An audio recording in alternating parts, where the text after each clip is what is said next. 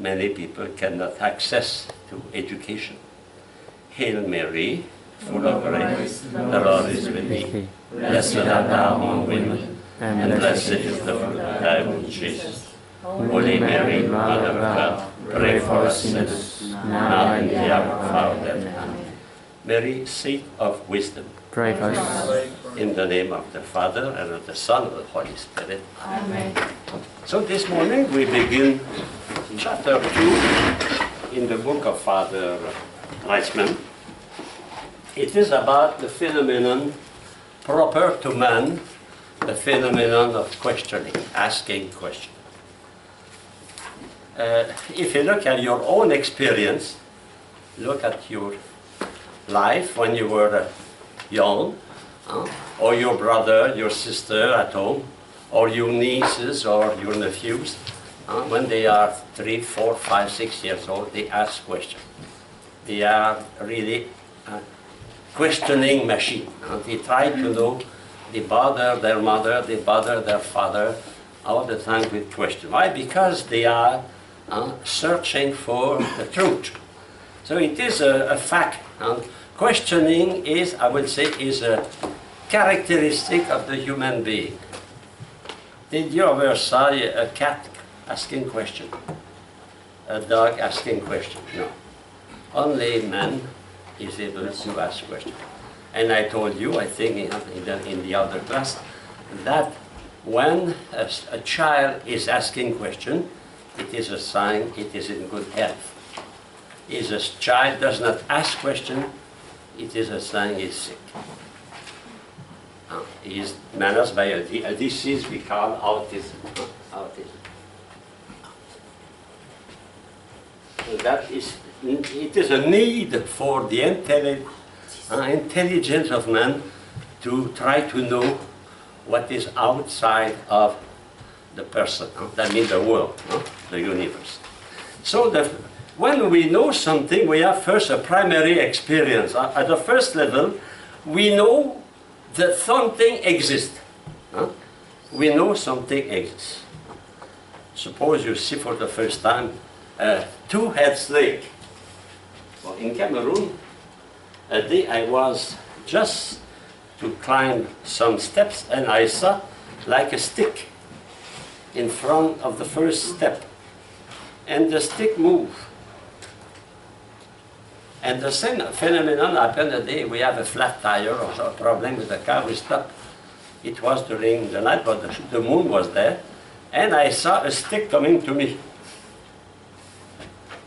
He stopped, and the stick came back. So the Cameroonian, I called it, that snake, the two-head snake.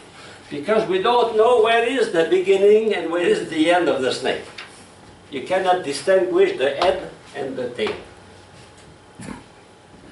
Bon. So when you see that for the first time, you see that there is something. You have the experience of a kind of animal, very strange animal. It's not like the other snake, going like that, no. It's straight line, like that. And we see the trace on the stem.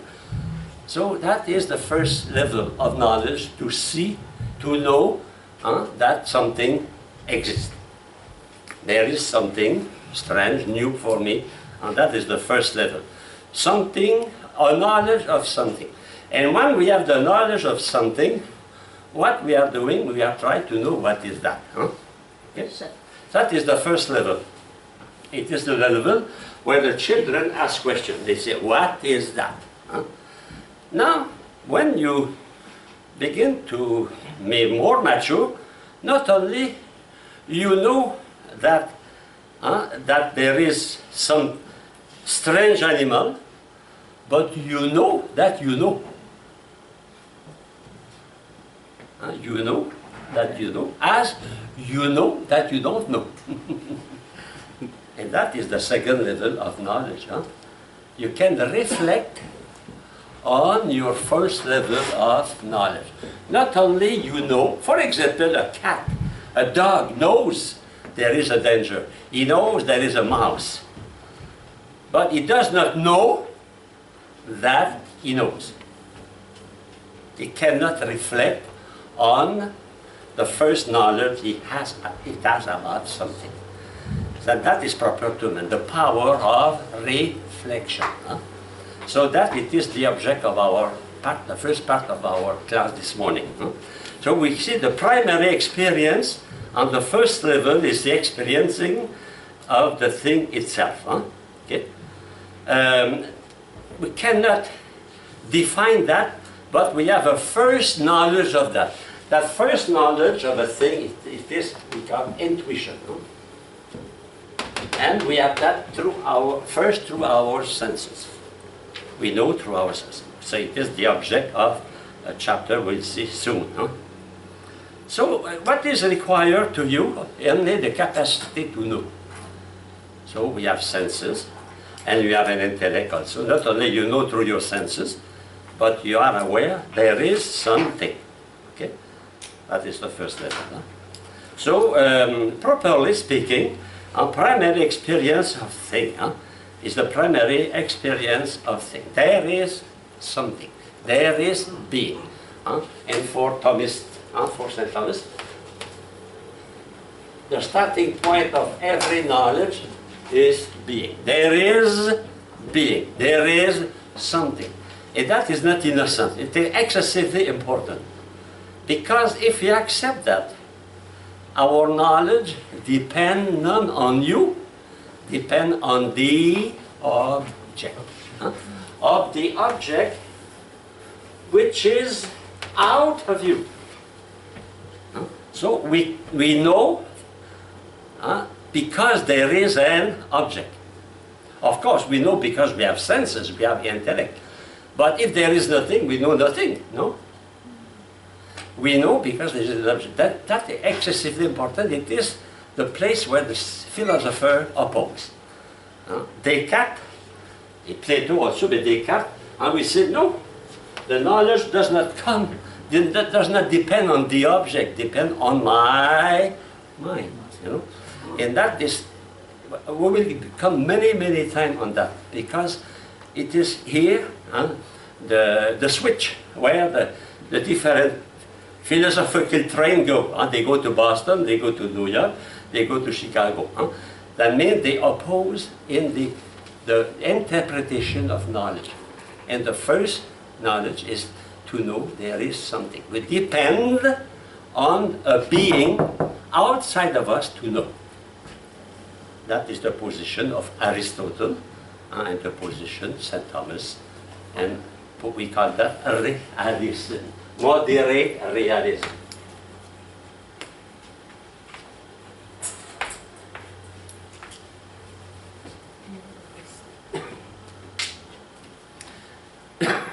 So we experience there is being. In fact, what is being? Existence. We experience there is something existing outside of me. And because there is something, I can know it. I cannot know something that not exists, no? If you go to Times Square in New York, and you look at that, like that, what people will do? They will stop, and they will try to see what you are looking at. That is a trick to make fun. Bon. In fact, if there is nothing, can you see? You see nothing. And the people will say, that man is crazy. Because if we look at something. If you listen, we listen to something. No, to a being, to something existing outside of my mind. Okay? That first experience is the foundation of the philosophy of Aristotle is here. It is here. We oppose to Descartes, to the other, we call them idealism, idealist. That means the source of knowledge is not in the external world. The source of knowledge is in my mind. Of course, they will say, who put that in your mind? Well, Descartes will say, good genius. St. Augustine will say, God. Plato will say, it is a pre-existence, metempsychosis. But Aristotle, who was a scientist, he said, no, no, no, no. We know from our senses. Nothing enters my mind is first does not pass through my senses. And then we see a being, objective being, something existing, that we are searching for that. We are questioning. So our intellect is moved to know because we are in contact with being, with object. Okay? We cannot see the color. If there is absolutely dark, no light at all, can you see? No. No, because there is no object to see. No. You can see when there is light, and then when you can see color, the form of thing, when there is an object for your eyes. And we say, see, primary experience is, in this sense, whatever we experience directly through our senses. We call that intuition. We call that also sensible. Sensible. Is sensible in Aristotelian philosophy does not mean only common sense. It means known through my senses. Able means able to be known through my senses. So something sensible can be known through my senses. Okay. Now, if now we continue to reflect, we arrive to the second level of experience. Not only we know, but we are aware that we have an experience. Not only I have a toothache, but I know that I have a toothache. Your cat, your dog, maybe they have a toothache, but they don't know. They don't reflect on that. You, I can reflect on that. Is the reason why man suffers more. Because not only he suffers at the first level, he knows that he suffers. And not only that, because he knows, he can suffer for the future. Suppose you have a toothache, and you go to the dentist. You don't like to go to the dentist because the last time you went there, you suffered. Now you are not suffering, but you suffer already because you know. You know that you will suffer. Okay? So a definition. Experience we have which are not directly of thing, but rather are subsequent awareness of primary experiences. Okay. So we spoke about it. I go to the next page. So at the top of the page, the second level of knowledge is what we know in the primary experience. So we know what we know. Here we have the difference between animals and human person. An animal knows, but he has not the power to reflect on his knowledge. And man has the power to reflect because he is a spiritual mind. He can reflect on his knowledge, and that is the cause also of the progress. Not only we have experiences, but we can reflect on our experiences, and because of that we can improve. We can progress because we have the power of reflection. A bee, as we saw that, this can make a beautiful hexagon, but he has not the power to improve that. To say, oh no, now I will use square, or I will use triangle. No, it's that only. Very good, but no more than that. He has no power of reflection. And if we have power of reflection, we can see what was good and what was bad in the first experience, and we can improve. So the progress is based on the power of man has to reflect, to think, the reflective power. But is to understand is to reflect on an experience. Not only to know the experience. For example, Remember when you study for physics or chemistry, the teacher made an experience in front of you in the class. All the students in the class saw the same experience. Did the student understand the same way? No. Someone, they saw nothing except boom. The other, they are not stuck to the boom. They are saying why it was boom. I remember I taught science many years, and the day I put the sodium on water. When you put sodium on water, it's a very beautiful experience, very nice. You see the sodium skating on the water like a skating. But when I did that, boom, everything exploded, and it was fixed to the ceiling of the class. You know, now why that exploded? Because probably there was hydrogen, and the hydrogen took fire, and boom, you know, is the reason why we never put your eyes above an experience in chemistry, to be fun. Okay, so the power of reflection. So I am conscious of being experiencing. Okay. Well, you can read that. Now, the two levels are not exclusive. That means you can have the second level of reflection at the same time having the first level. For example, you smell a rose. You smell a flower. Okay? So you have the first level, you have the contact with the object. But at the same time, not only you smell the rose, you know that you are smelling a rose. You know? So that means both are together. In fact, in the human being, we distinguish operation, but everything happens at the same, the speed of light. Then some scientists say our brain functions faster than light.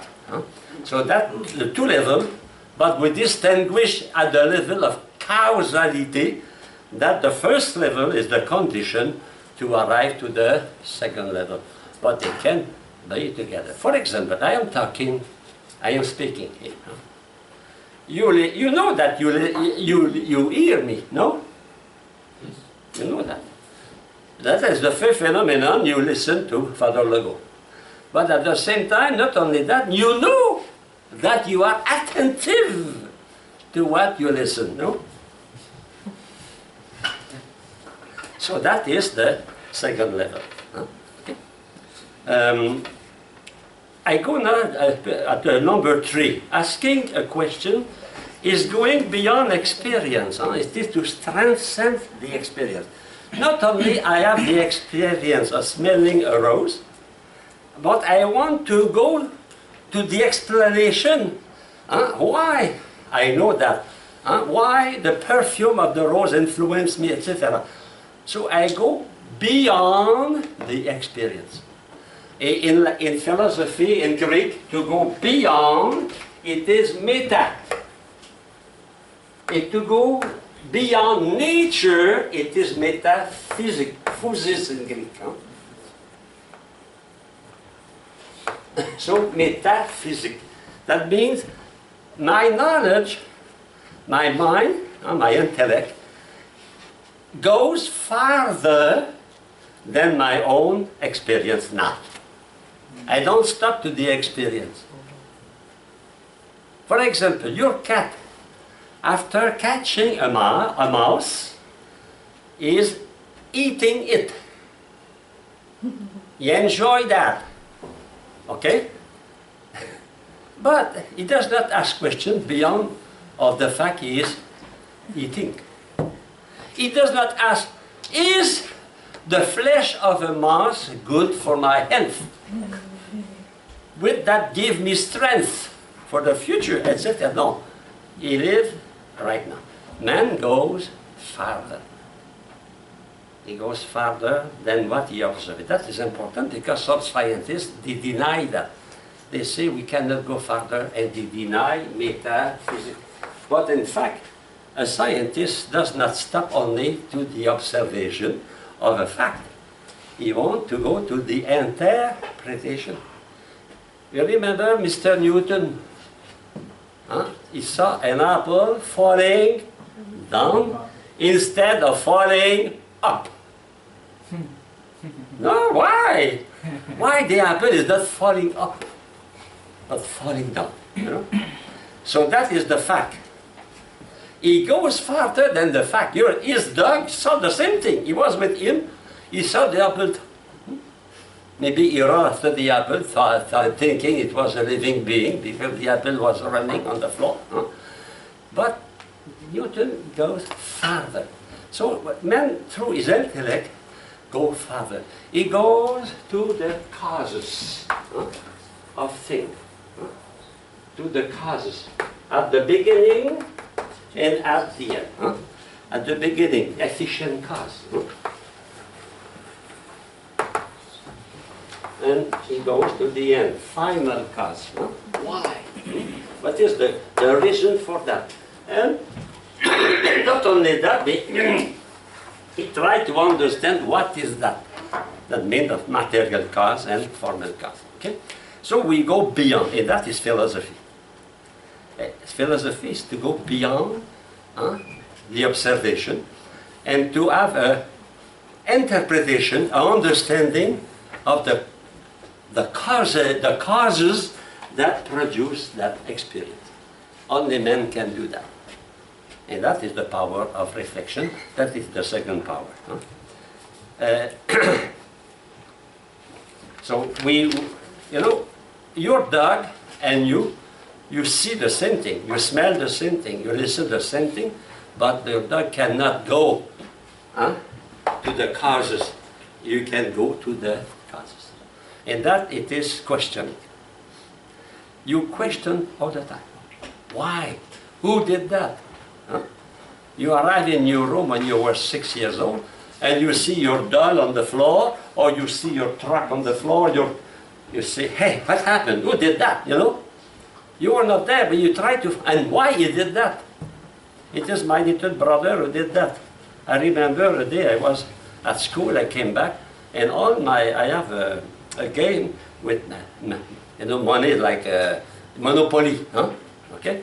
And everything was in the floor in my room, everything. So I have to search why. The efficient cause of that. I discovered it was my little sister, she was 3 years old. And she was so happy to take paper. It was like butterfly, you know. But the big brother, when he came back, was not happy because he preferred his butterfly be in the box. Very well. So it is natural for us to search for causes. And that search for causes, for material causes, that means what is that, and formal causes, efficient causes, all that is questioning. Yes? I'm just wondering, something you mentioned a little bit ago that just occurred to me. This Aristotelian idea of nothing being in the mind before first being in the senses, does that mean you have to have direct sensory experience of it? In fact, we have always a kind of direct experience. I give you an example. That's a very good question. I spoke to you maybe about a corosol. No? We didn't speak about. It is a fruit. In French we call that corosol. In English we call that sour soap. In Spanish, guayabana. Is a fruit. Probably for me, is the best fruit I ate in Africa. It was corosol. Cor, because of the form of a heart, the form of a big, strawberry, but with a little spike, you know. And the interior is white, and so the best of it. But it cannot be exported because it cannot stay a long time, okay? Now, you know the existence of corosol. No. But you know that to your senses. So you can know, in any way, we know everything through our senses. It can be a direct contact with the corosol, And if you go to the Asian market or the African market in Hartford, probably you will find a carousel. Or you say, oh, that is the carousel about which Father Legault spoke in class. But you can't do that because you listen. And when you listen, it is sensible. So all our knowledge passes through our senses. Yeah, because I was thinking sort of more glaringly of God. I mean, obviously we have... But when we study about God, we don't know God directly, but we got through the effects. Through the effects, okay? It's a very good question. Anyway, we have to come back on that because when we study knowledge, we have to come back on that. How we know? Through our senses. We have 2 classes on sense knowledge, 2 classes on internal sense knowledge, imagination, etc., memory, and we have 3 classes on the interpretation of intellect, because the central act of human mind is intellection.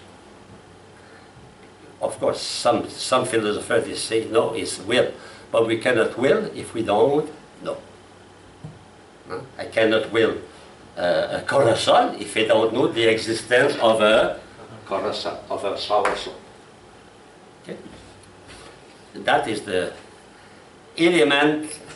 fundamental principle of any advertising.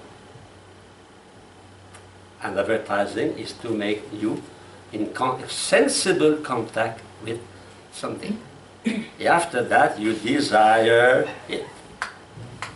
You are not, you go on the street, you are not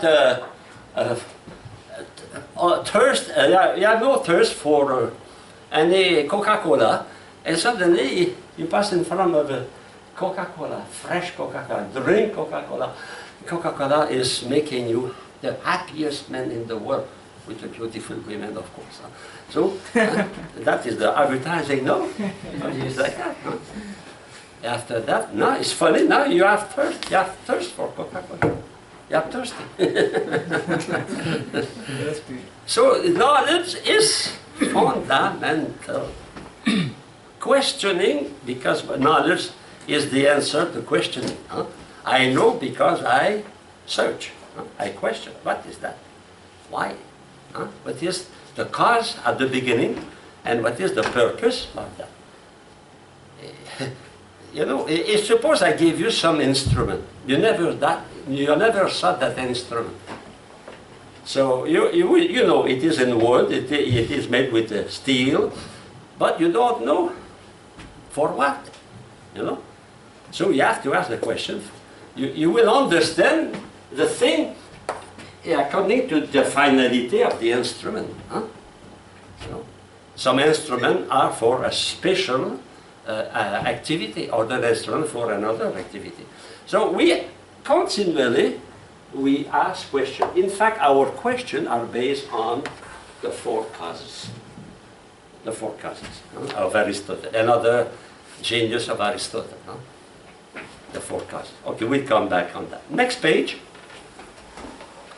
At the top of the page, no inquiry can begin prior to experience. Excessively important. Enter my mind. Nothing enter my mind first if it does not pass through my senses. I give that in Latin because there's someone like Latin. Nihil in intellectu nisi prior in sensu. Nothing in my mind, in my intellect, if first is not in my senses. So that means there is no questioning, no inquiry, no search for truth if there is no contact with an object. That is, if there is no experience. So experiencing is very important. It's the reason why in education of children, it is important they have a lot of things to experience. If you go now to the kindergarten, they have a lot of things. So they can experience, they can see the color. You know, it is the way to serve. If they have no experience, they will not know. I have a great gratitude for my father, because my father took my brother and myself and my friend to a museum, a science museum in Montreal. I think almost never children visit that museum. But I visited that. I discovered a real prehistoric being. They were there for I was 9, 10 years old, you know. The contact with, but it's not enough. It's not enough to have experience, you have to reflect on that. So to educate a child, like to teach students, is not only to make experiences, is to help them to find the meaning of that. You know, when I was teaching physics, sometimes my students, especially in Africa, they were astonished. They say, I am a sorcerer than your sorcerer. You know, the difference, I tell you why I can change the color of the water. Your sorcerer will not say that. You know, that is the secret. So, but it's not enough to see what happened. You have to interpret, to understand the meaning. So you question in order to know the causality. But the starting point is not from you.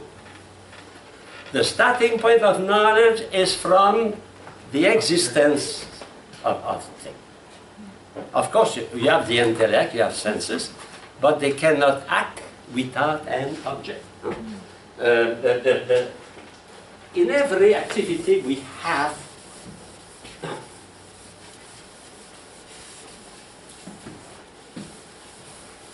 we distinguish the one who has that activity. We call that the subject. And the subject is acting. He attains an object. For example, I see a flower, a rose. It's better than a flower. Okay? I, subject. See. But if there is no rose, can I see a rose?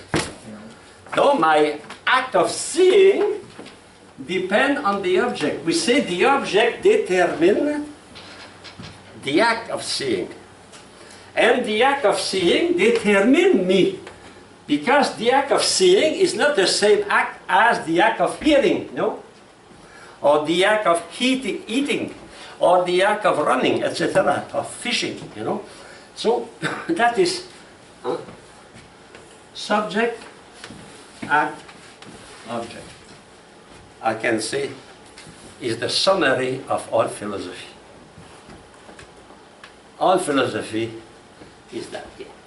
Is the relation between a subject, the human person, with the object we call the reality, or the world. Res in Latin means thing. That is the summary. And when we are in contact with an object, the object sends us something new, and we try to understand what is that. And that is knowledge. That is the summary. So we have to spend about 5 weeks only on that. No. Subject, act, object. Okay? I go to next paragraph. The fundamental characteristic of experience, of human experience. Human experience, yeah, page 4. First, that experience is highly diversified. You have a lot of experiences. Since you woke up in the morning at 6, you have a lot of experiences. You saw many things. You listen to many sound and noise and conversation. And you smell many others. No?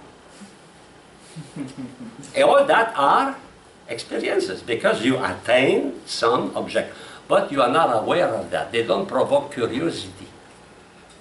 So not every experience is provoking knowledge.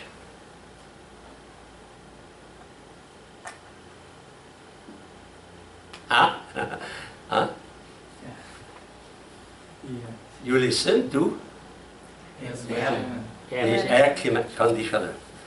Before you did not, but he was entering your ear. But now you pay attention is not, you know. So then you say, what is that? What is that noise? competing the teaching of the teacher. When they pass with the lawn machine,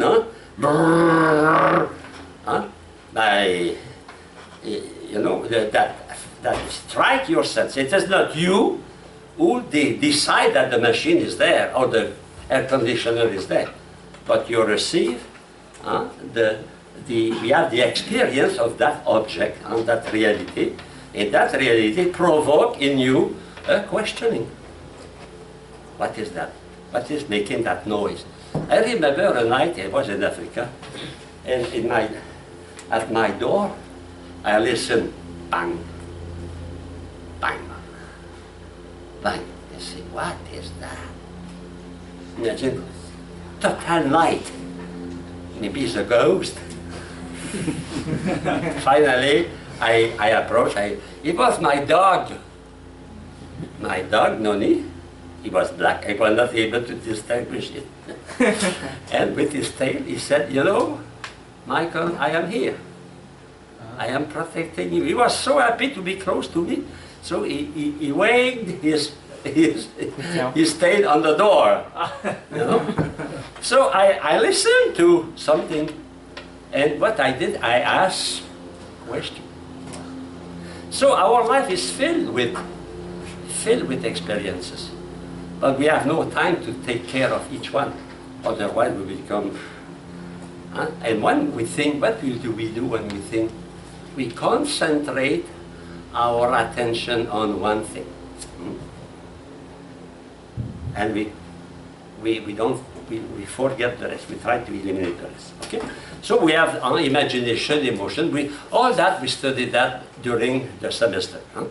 All those different kind of experiences we do when we know and when we will, because the two faculties of man, central, are the intellect and the will.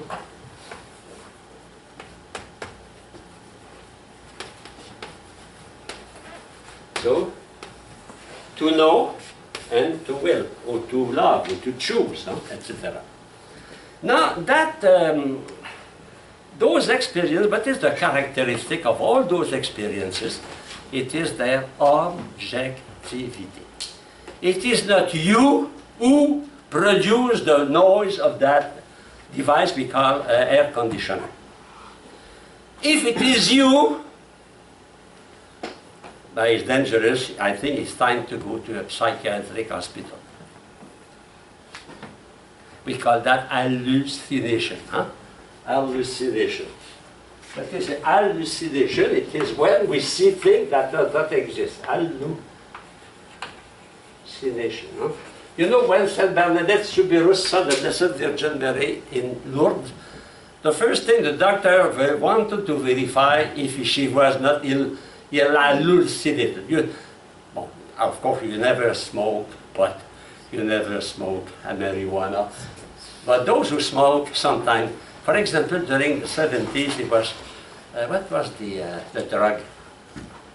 I forget the name. It was, anyway, it was a drug, very strong, chemical drug. And when they smoked, they smoked that or they inject, they saw many things, color, flying elephant, you know. Or you see some flying elephant. It is not sensation, it is hallucination. Is it LSD you're thinking of? LSD, yes, LSD. LSD. LSD, people after that. That is important because my knowledge does not depend on myself, depend on the object. I am not the master of my knowledge. I depend on the object. Okay? I go to page 5 because I suppose you read. I don't have time to explain everything. Huh? Okay? I give you the essential. Human experience is fundamentally a social experience. In fact, by nature, we are social animals. Social, first, we depend on our father and mother, no? And we depend for a long time. Legally, 18 years old. When I was young, it was 21 years old. because we were very slow at that. 18. That means 18 years you depend on legally on your parent. So we are necessarily social because we depend on the world to exist. We depend on air, we depend on... So our knowledge depends on an other. So that means I cannot know alone by myself. You know, I was not born with all the knowledge of the Congress, the library of the Congress in my mind. No. I am, as Aristotle said, like a blank slate. I have like a board without nothing, you know. And my senses, my sensation, help me to discover the reality. Okay? So, it is a social. To know, it is to depend on another. We depend on the nature, we depend on our parents, we depend... And it is a need for men also. You know, when you want to know something, what do you do most of the time? You question. You question your friends, you question your teacher, you question your parent, or you question your television. You question CNN. You say to CNN, what happened today? And they have always bad news to give you. Somebody kill. That's it. Okay? So, number 2.2, the experiencing self is never found to be in a state of total isolation. And no man is an island. No man can live in absolute autarky. Autarky, that means total independence. Autarky. I think autarky, I don't remember. Anyway, that means totally independent. Nobody can say that. Nobody can say, you know, all my knowledge I acquire by myself. I need nobody, I need nothing. No. But it was a little bit the theory of Descartes, because the knowledge was innate. My knowledge is not innate. My knowledge depends on others. Others. Okay? Now, I go just before the bottom of the page. A new experience is for us a new coming to be. A new experience is a new coming to be. That means I am continually changing. You are not the same now that we were yesterday. And you will not be the same tomorrow as we are today. Well, anyway, we are traveling at the speed of 1,000 miles per hour. And when you leave that class, you will be 1,000 miles when we enter this class. Think about that, because the earth turns, and during 1 hour, we travel 1,000 miles. So we are changing, no? Of course, people will not say then, the sun is changing. I'm not changing. I'm very quiet here, and I see the sun moving. No, I am moving. You know? And I am changing. Why? Because I receive continually new sensation. New sensation. So you were 10 minutes ago, you did not listen to that long machine, and now you listen to that. You know, that is important. And what is the philosopher who insisted so much on change? Heraclitus. Heraclitus.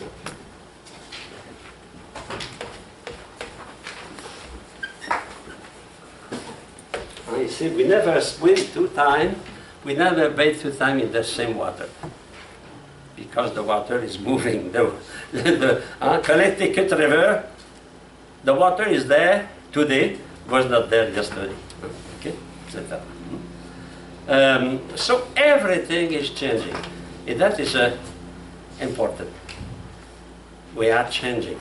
We pass from potency to act. We are not totally what we are supposed to become. Only God is absolutely perfect. So we change because we are not totally perfect. We are not totally achieved. we receive continually information from the world, from others. Okay. Next page. I already spoke about the object. So the object, in fact, when I know something, so suppose you go to a zoo and you see an elephant or hippopotamus or a giraffe. Does the giraffe, does the elephant enter you? Physically, no.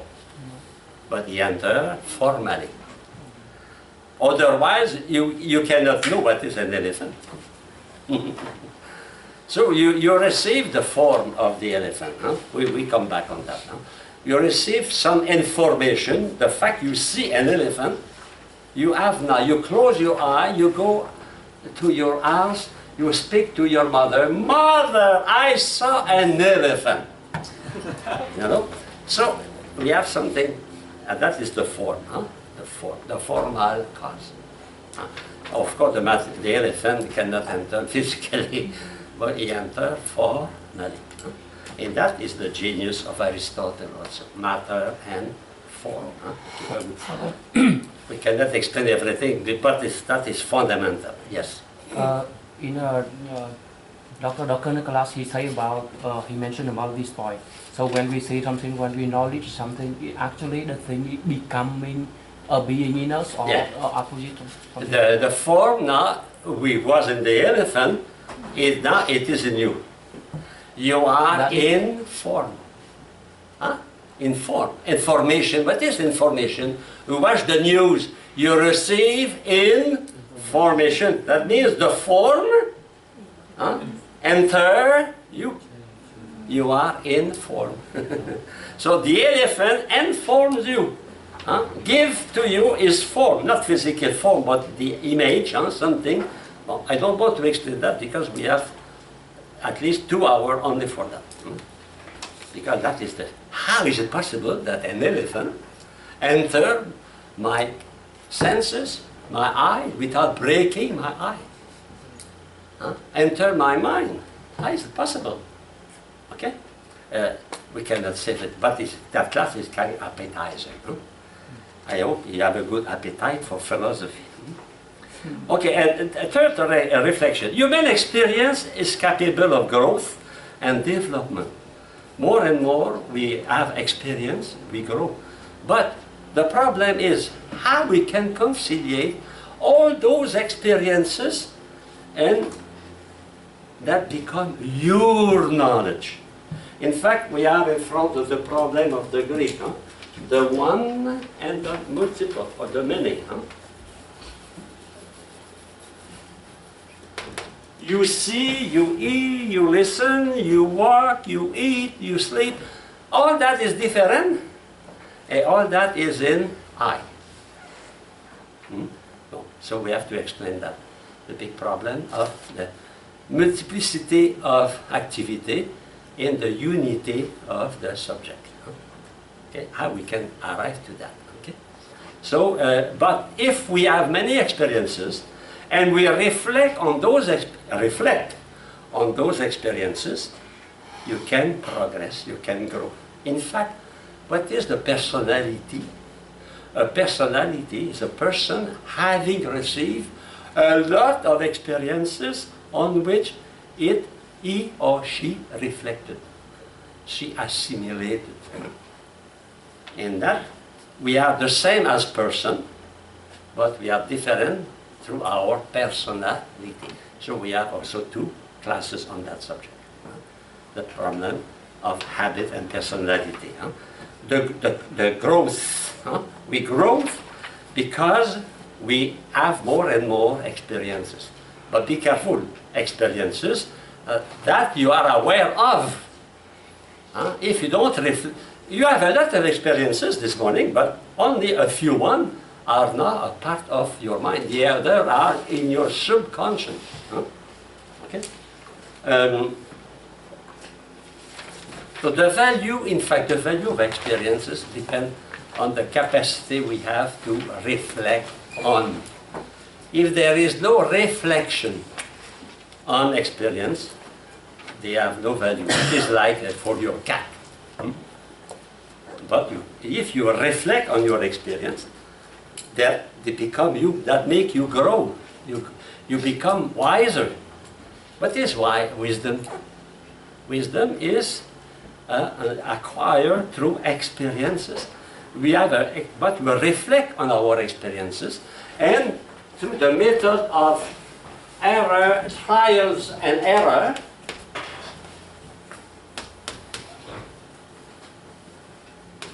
we progress. We progress because we reflect on our experiences, on our error, or in our success. And from that, little by little, we progress. It's the same for class. For you study English. Well, you make a lot of error, but you correct that, you improve. Finally, at the end, you are perfect, bilingual. No? But if you don't reflect, there is no progress. I have a charism to help people to begin to study something. Philosophy. Here, sometimes I make a joke. I teach in the kindergarten of philosophy. The foundation. I initiated many children to play the piano with a method. What I noted that someone, they know very well, but suddenly they stop. Because now they have difficulty. After that, they continue. After, the day after, the same thing. They stop. So they continue. They cannot improve. To improve is not to play what I know. Is to practice what I don't know. Why I make mistake. I have to reflect on that. So a pianist, we don't have to practice what we know. We have to practice what we don't know. I gave, when I taught Latin, I gave to my students a method to study Latin, to study vocabulary in Latin. In the book there was 3 columns. I say, learn that by heart. All the columns, everything. After that, write everything you know. And compare that with what it is on your book. What you know, it is known for the rest of your life. But learn what you did not know. You did not write, That means the progress of knowledge depends not only on the number of experiences, depend on the quality of my reflection, of the attention I put to that. Otherwise, I will repeat all the time the same. Sometimes it is discouraging for the teacher. When I taught 10th grade, I have to give essay. So I give essay to my student. After that, I correct that in red to help them.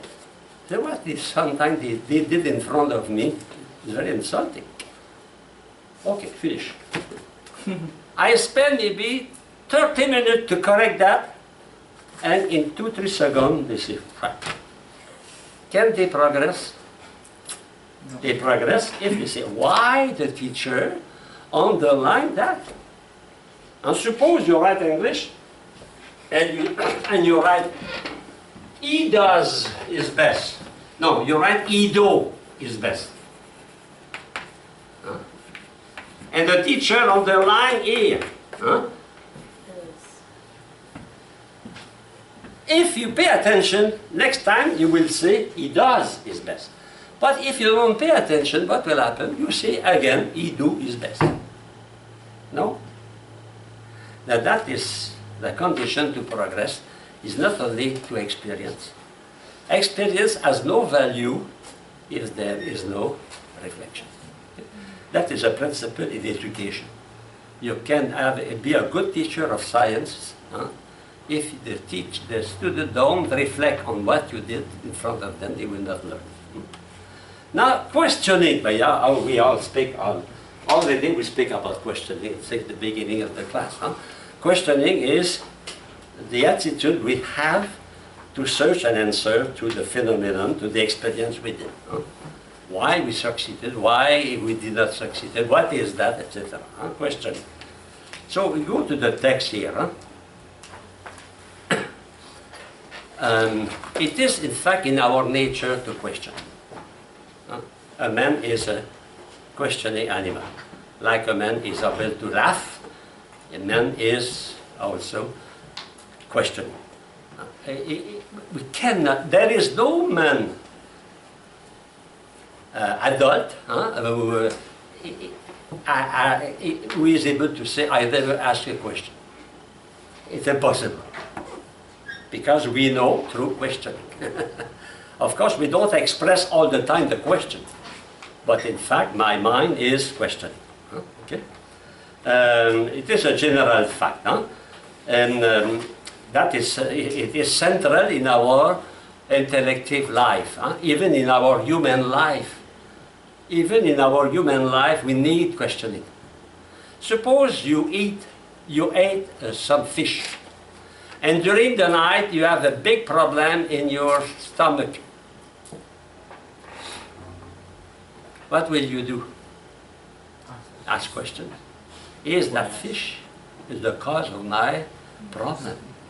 If you realize that fish is the cause of your problem, that means you are allergic to that fish or allergic to shrimp.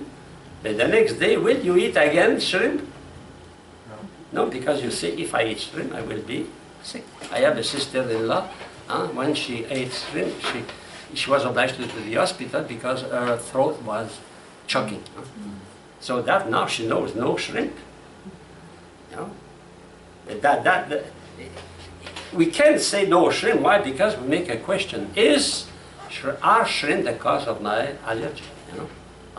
Is this fish the cause of my... In fact, in cooking, in driving a car, every time we have a question. When you park your car, what is the question you? Do I have enough space to park my car? No? I am too close to the car behind me, so I will not hit it, you know, all the time. Okay. I go to number 2.2, questioning the question. Questioning, that means not only we want to know what is that, but we are aware that we are questioning. So, well, first level, we know that is a thing. First level, we know that we know. Okay? So not only we question, but we know that we question. So the anatomy of a question. Well, I will not insist too much on that. It's not difficult to understand, but you can read that by yourself. Anyway, asking a question is closely and inseparably related to the act of experiencing itself. In fact, experience leads to questioning. It is from experience that I question.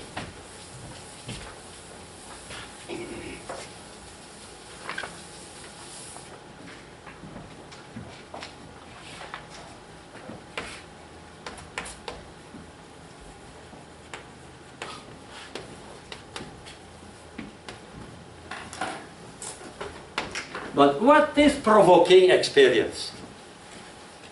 The object. If there is no object, there is no experience. And if there is no object, no experience, there is no questioning. Therefore, there is no knowledge.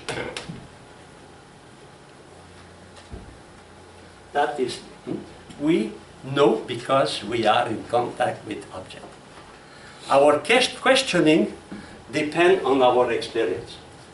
We can have experience, but if we don't pay attention to that, we have no knowledge. We have knowledge if we question, and that requires attention, to pay attention, to be aware. Awareness.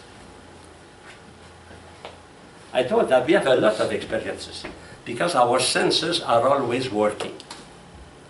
Always working.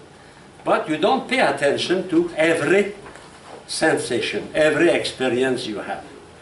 But if you pay attention, at that time, you question. And if you question, you will arrive to have the knowledge. So the subject to know depend on the object.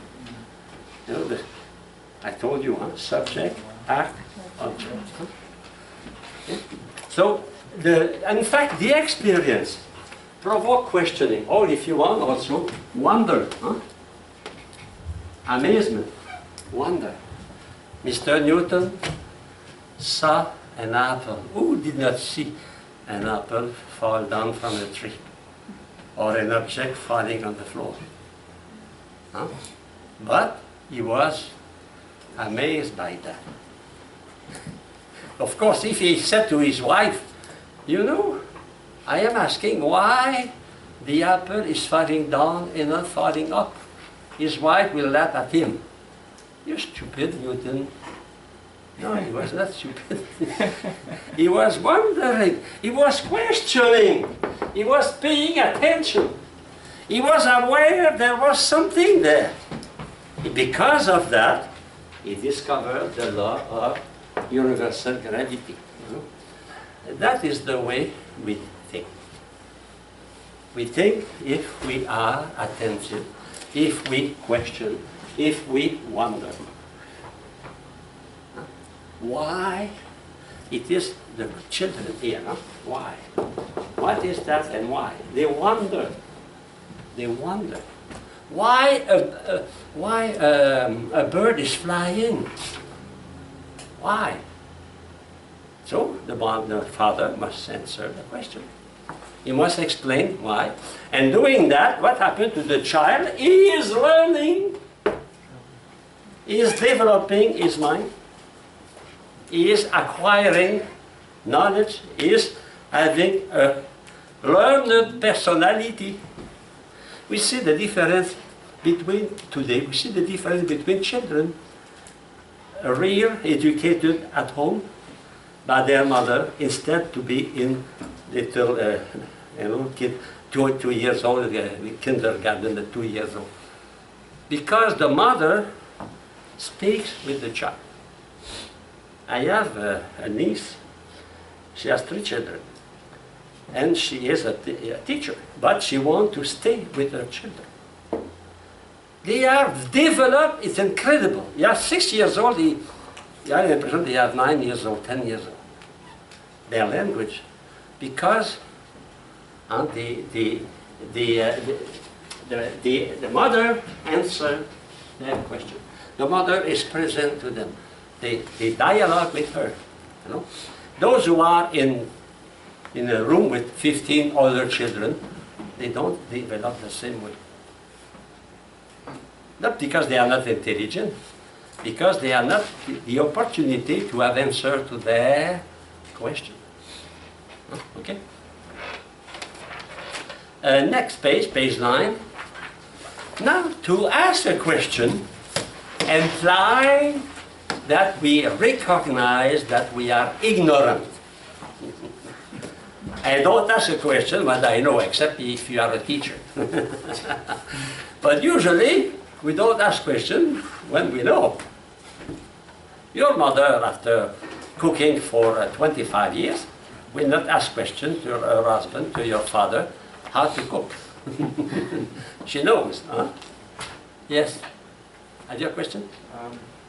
Yeah, I do, but it doesn't really have any. Okay.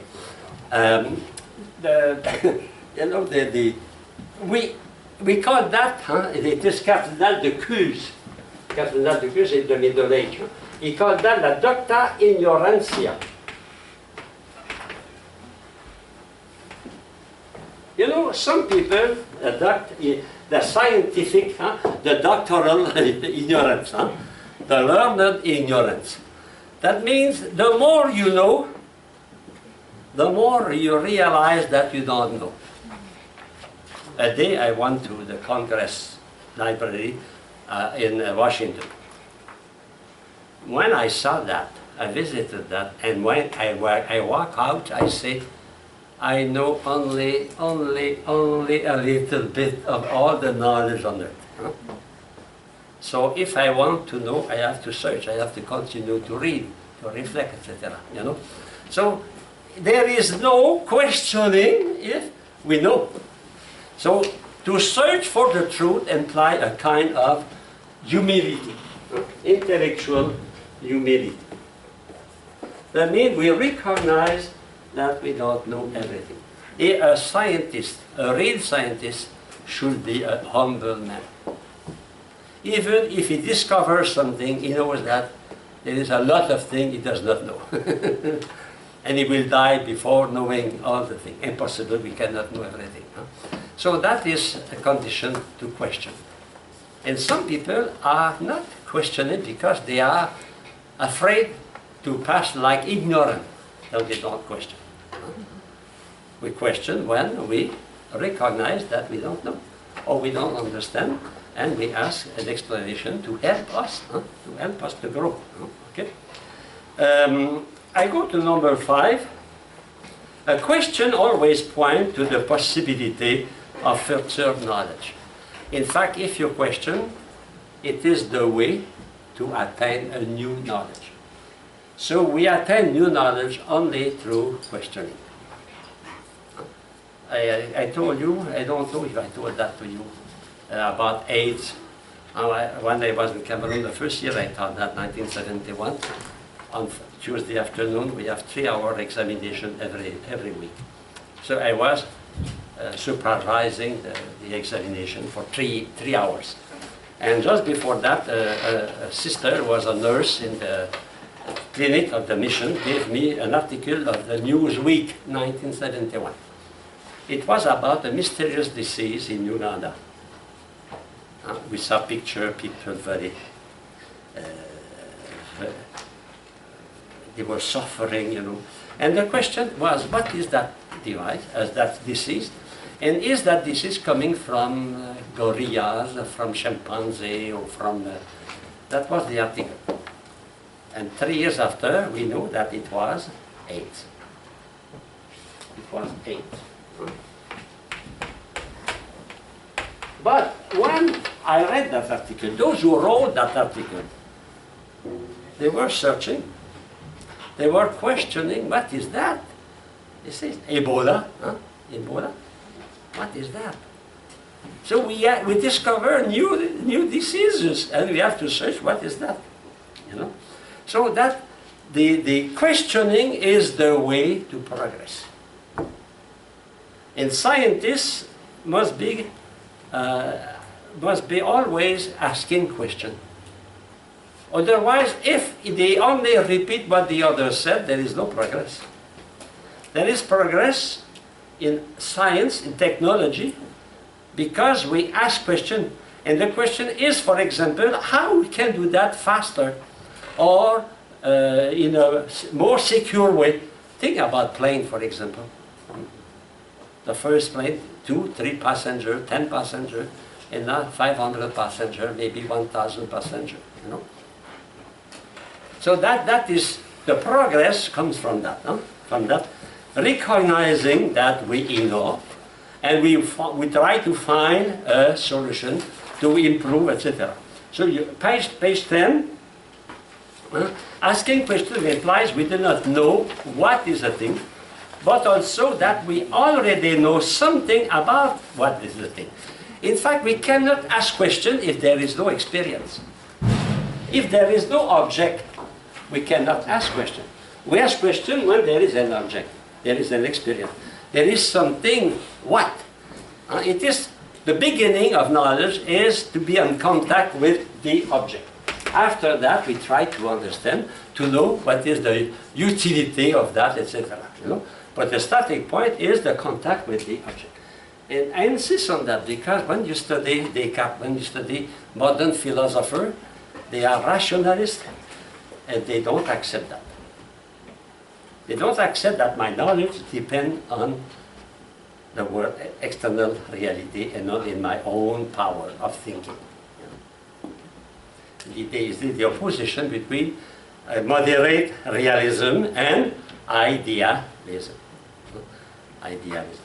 The idealism has a big consequence because if I am the master of my mind, I am the master of reality, I am God. Idealism pushed to the extreme, it is the divinization of the human mind. In fact, during French Revolution, people adore goddess reason. In Paris, they put a woman on the altar of Notre Dame, representing a reason, and they adore reason. We have a cult to reason. Stupid, but it was like that. Okay. Now, we have good question and a false right question. In fact, a right question will always have a right answer. But that doesn't mean you will find it. For example, how many fish are in the Atlantic Ocean? There is an answer for that, but we cannot answer that, you know. 1,500. But it is a true question. A true question. You cannot answer. It is a false question. A question that has no meaning. Of course, there is no answer. Huh? No answer. In fact, there is only one answer for one question. And when we study logic, we study that. Only one answer for one question. For example, if you say, Paul and John are Catholic and Protestant. Paul and John are Catholic and Protestant. No, Paul is Catholic or Paul is Protestant. John is Catholic, John is Protestant. So one answer for one question. You know, that is the principle of computering, no? Computering is based on that, 1 or 0. Electricity is based on that, on or out. There is no half electricity, half current. Never found that. The current is in or the current is out. So it's the same for questioning. A real question can have a real answer, a true answer. But it's not a reason, there is a possibility of a true answer that we can find the answer. But there is an answer. Okay? And sometimes the answer is almost a mystery. Huh? We must recognize that we cannot answer all the questions. For example, can you explain the reason? Can your father explain clearly why he married your mother? Cannot. He will say, I love her.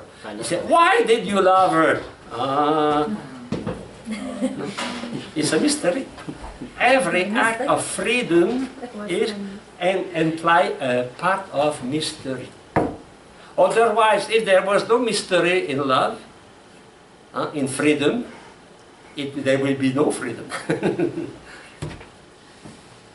Nobody can say with absolute certitude what will be your decision.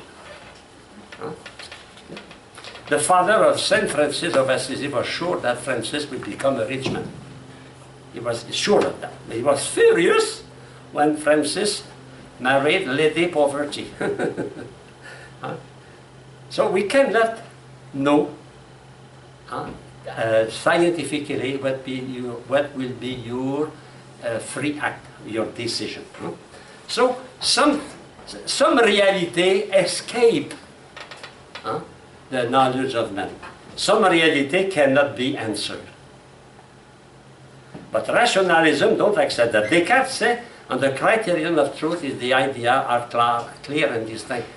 But a mystery is not clear and distinct. An act of love, an act of freedom is not clear and distinct. When I think, for my own experience, when my superior asked me to study philosophy instead of studying science, I say yes.